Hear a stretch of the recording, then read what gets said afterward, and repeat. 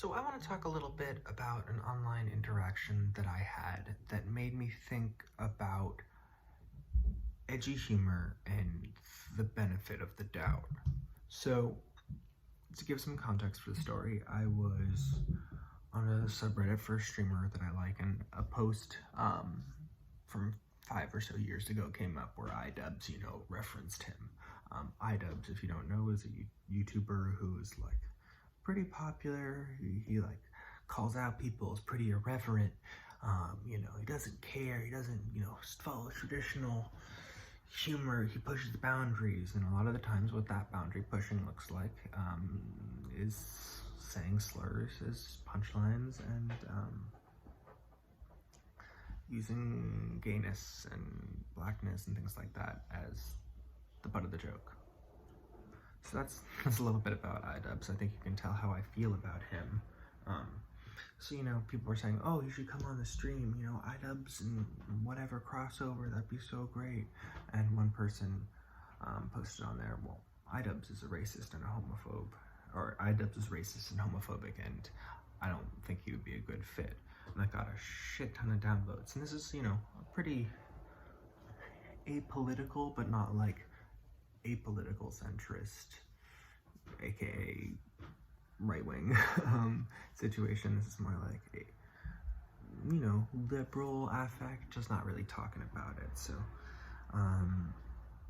that was this community, and they downvoted this person for saying iDubbbz is racist and homophobic, and I responded to that with my go-to spiel for approaching people online and about these issues, which is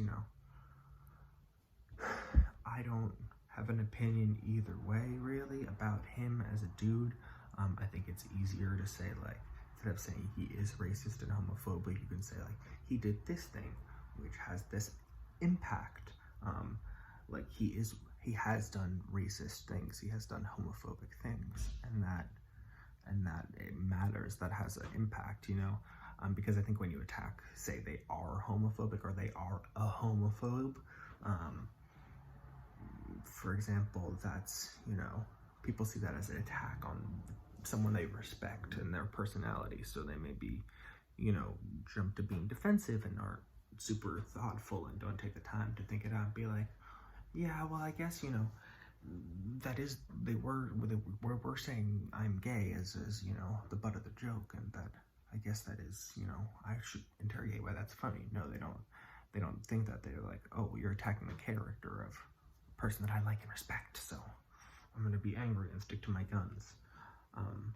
But someone under that comment, the response I posted said, well, there are a lot of people in iDubbbz, LGBTQ people in iDubbbz community who don't feel that way, who don't feel, offended, for lack of a better word, by iDubbbz humor, who don't see the harm in it, instead of being offended, they don't see the harm. To which I responded, like, a bunch of things. I basically said, well, if you're trying to say that there are people there and use that as a prop, like, that doesn't matter. You can't just say there are other opinions as, like, proof. That's the starting off point. You say there are other opinions. Oh, cool. Let me look at them. Let me think out their reasoning. What do I agree with, But then something really interesting happened the next day. It turned out that that person was gay themselves. And, they had posted that comment. So that's sort of, if I had known that, because I think that's important for the context, I would have maybe responded differently. I was responding, as if it were a straight person who was using, like, queer people's opinions as tokens to win the prize. But that wasn't the case. But this person said that they were just trying to make the point that, like, you shouldn't, they were saying that they don't like when everyone gets lumped together, all, like, gay people get lumped together, and, but they do think that, they said, oh, excuse me, sorry, I'm rambling.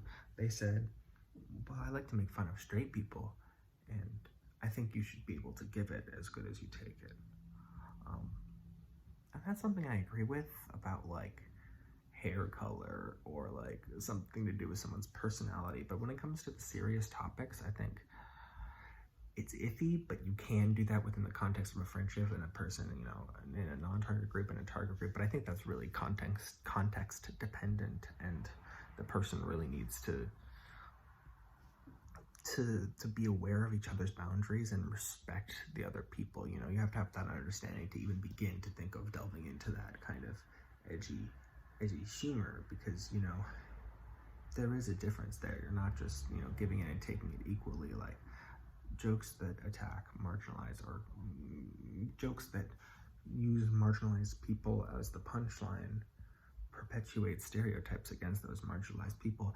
And also, like, if you want to hear a gay joke, you can hear a joke that's not just, I'm gay, isn't that funny? Like, I said it in a weird voice, like, isn't gayness silly? Like, you know, like, because that's what it is. When oftentimes when these jokes are made by people in the non-target group, so let's say straight people, like, they're coming from an outside perspective. They don't have that inside perspective, so, you know, they maybe see the similar things, and that's how stereotypes get perpetuated, because they just keep saying it and people keep hearing it.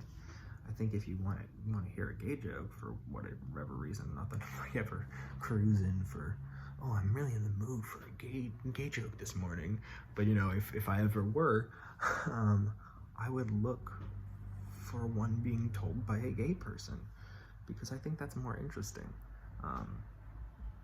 Like, it's beneficial for multiple reasons. It's more interesting because they have the perspective to understand what they're critiquing intimately, what they're poking fun of, and that way they can, you know, push the right buttons, you know, to be real funny. Like, they can do all that stuff. I think that's one benefit. I also think that, you know, there's sort of moral calculus that I sort of make myself do in these kinds of situations. It's like, it's not just if the joke is funny, like, that's not the question. It's if the joke is funny and that funniness outweighs more than, you know, the harm, you know, it's like they even out. Because even if it's something's funny, like, maybe Adept is funny, whatever, I don't really watch him, but does he make an effort to outweigh that harm? No. So I think that's the sort of mental calculus that I do, and I think when a joke is being told by a member of, you know, a group, when it's sort of self-identity deprecating, then that moral calculus gets transferred from the audience, you know, after the fact, and is being done by the person who's saying the joke before the fact, you know, because a gay person is not often, is much less likely to make a joke that would, you know, have a negative impact that could perpetuate a harmful stereotype in a harmful way, you know, like, because they're going to think about that. They're going to know what it feels like to have that be perpetuated by them, and, you know, maybe take that precaution in the beginning, which sort of prevents the possibility of, you know, that harm in the first place, because, you know, people can still do that work of, you know, assessing the joke up for, like, what it's worth, you know, if it's that moral calculus, you know, funniness versus harm, does that outweigh? But if that's done, you know, before the joke gets out to the audience doesn't have to do that, and that's so much less possibility of someone in the audience, you know, internalizing those stereotypes and perpetuating them. So that's why I don't really give people the benefit of the doubt, like Items, you know, like, I'm sure he doesn't mean to be harmful or racist or whatever, but he does perpetuate racism and homophobia through the jokes that he chooses to say and how he chooses to say them. And I just think that, like, while there are other funnier people saying more clever, more interesting things with less chance of them being, you know, used to harm people, like, why wouldn't you shift your attention there? But anyway, it's just a thought, an internet thought, This is me. Howdy there. All right.